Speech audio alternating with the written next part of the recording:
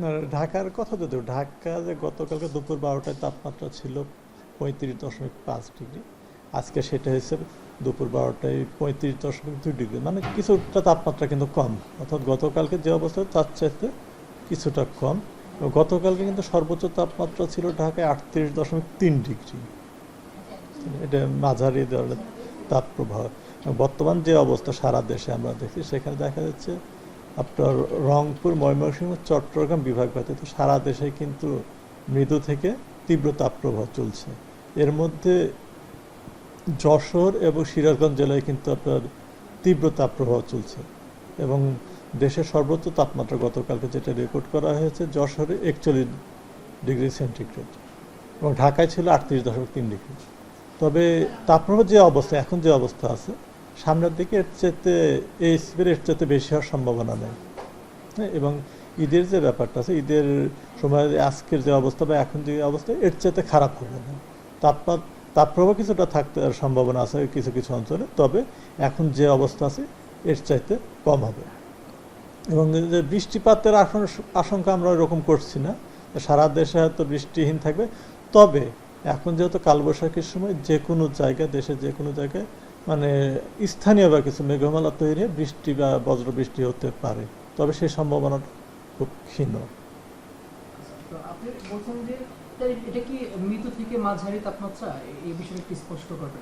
না, এখন যেটা চলছে মৃদু তীব্র তাপপ্রবাহ আছে। আমি বললাম যে দুইটা ডিস্ট্রিক্ট অর্থাৎ সিরাজগঞ্জ এবং যশোর জেলায় তীব্র তাপপ্রবাহ চলছে।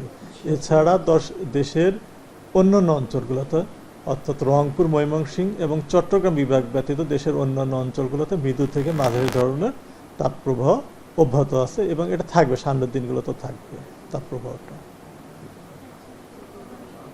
তো বৃষ্টিপাতের একেবারে সম্ভাবনা নেই? আপাতত এরকম সম্ভাবনা দেখা যাচ্ছে না। আচ্ছা, আপনার কাছে একটা প্রশ্ন, যে আমরা দেখেছি যে এই ফেব্রুয়ারির পরে বৃষ্টি হয়েছে, কিন্তু এখন পর্যন্ত মোটা দাগে বৃষ্টির সম্ভাবনা হ্যাঁ, বৃষ্টিটা আসলে কিছুটা কম। ফেব্রুয়ারি মাসের প্রথম যে 13 ফেব্রুয়ারি মাসে কিছুটা বৃষ্টি হয়েছে, এ মাসে বৃষ্টিপাতের ইয়েটা কম। হ্যাঁ, তো বিগত কয়েক বছরে দেখা যাচ্ছে বৃষ্টিপাতের ইয়েটা প্রবণতাটা কিছুটা কমেছে, এবং বৃষ্টিপাত কম হওয়ার কারণে কিন্তু এই তাপমাত্রাটা এরকম অবস্থা পৌঁছাইছে আসলে। তারপরে এখনকার বৈশিষ্ট্যটা এরকম, তারপরে বৃষ্টিপাত যদি হয় তাহলে তাপমাত্রাটা কমে আসবে, আর বৃষ্টিপাত যদি না হয় তাহলে তাপমাত্রাটা ক্রমান্বয়ে বাড়তে বাড়তে এরকম তাপপ্রবাহের অবস্থা সৃষ্টি হবে। আবার যখনই এখন যদি বৃষ্টি হয় বা 2 দিন পরে যখন বৃষ্টি হবে, তাপমাত্রাটা প্রশমিত হবে এবং হয়তো কয়েকদিন স্থিমিত থাকবে তাপমাত্রা, এবং বৃষ্টিপাত যখনই আবার কমে আসবে আস্তে আস্তে তাপমাত্রা বাড়তে থাকবে এবং তাপপ্রবাহ পরিস্থিতি সৃষ্টি হবে। তার কারণ এখন তার কন্টিনিউয়াস বর্ষাকালে তো সারাদিন বৃষ্টিপাত হয় না, অর্থাৎ এক পাশটা বৃষ্টির তাপমাত্রাটা একটু প্রশান্তি, যে সময় বৃষ্টি হলো ওই সময় বা ওই দিনই হয়তো একটু প্রশান্তি তৈরি হলো, কিন্তু পরবর্তীতে কিন্তু আবার তাপমাত্রা কিন্তু বাড়তে থাকে।